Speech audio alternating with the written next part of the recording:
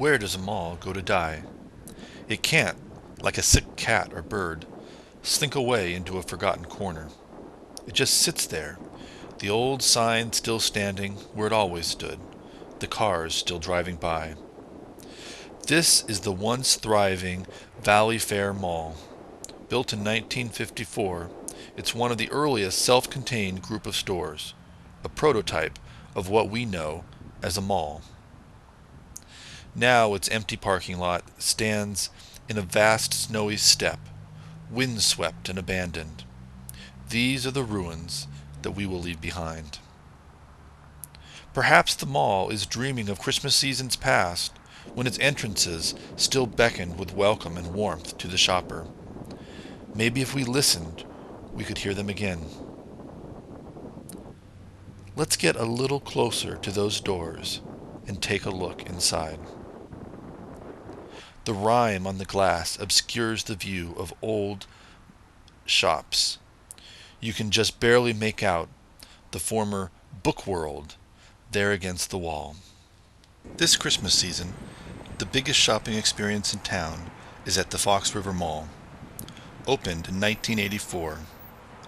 The cars keep coming and coming. Malls must have anchor stores, and here you will find Macy's, Target, and Sears. But the most characteristic entrance is the green glass Northwoods Cafe, the huge eatery. Being out here in the cold parking lot, you can feel why malls do so well in the north. Here they come, ready for some hours spent at the mall. Malls are all about the here and now. In vain I looked for some plaque or sign telling the proud history of this structure. History would be a liability in the mall business. It is the veneer of the new that is craved, and the veneer of infinite possibility, which refers most obviously to the eating choices. But I suppose it is meant also to make us feel somehow empowered. At intersections in the mall itself, one comes across courts like this, nocturnal light filtering in from above, the perfect place for movie advertisements. Is there any space just open and free? At intervals, one does come across chairs for those not up to the non-stop shopping, but the crowds are kept moving and on their feet. What are they looking for? The perfect gift, of course.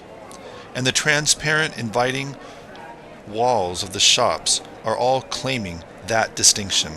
There are a few Wisconsin peculiarities that make their way into this environment. Packers paraphernalia, for one.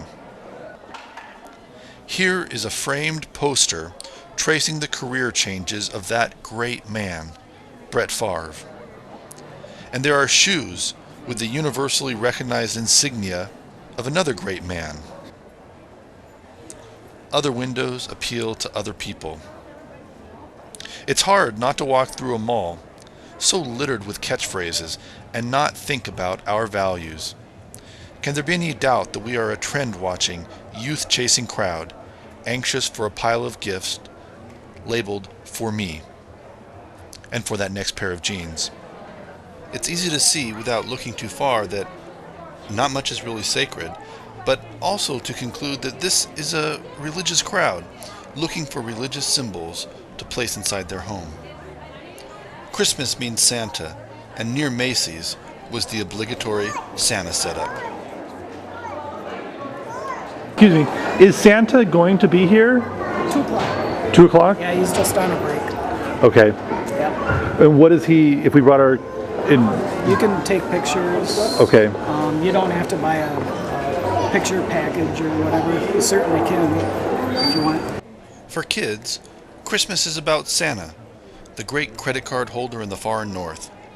But for adults, the Christmas spirit is often more nakedly materialistic. If you set the average adult on Santa's knee, what would he ask for? Maybe a beautiful boat, like this one. As for me, I can't wait to get out of these places. If I wasn't filming, I'd want to hang out in the forgotten corners. There's a third mall in Appleton, the Northland Mall. It's an odd hybrid of a strip mall with a classic mall. Papa John's. China buffet coming up here. Oh, that's your favorite place. Yuck, I hate China buffets. Emily had a critical attitude about this one from the start. There's nobody else standing in the parking lot here. It's freezing. Can we go inside? Just tell me a little bit about the mall here. What are you expecting? The mall is a strip mall. I'm expecting there to be a lot of restaurants and some discount clothes. Inside, it was peaceful, calm.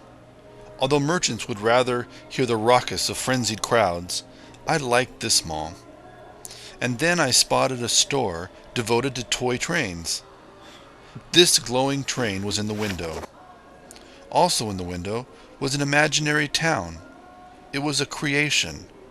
And there, at the back, was a mansion on a hill that I could imagine myself inhabiting.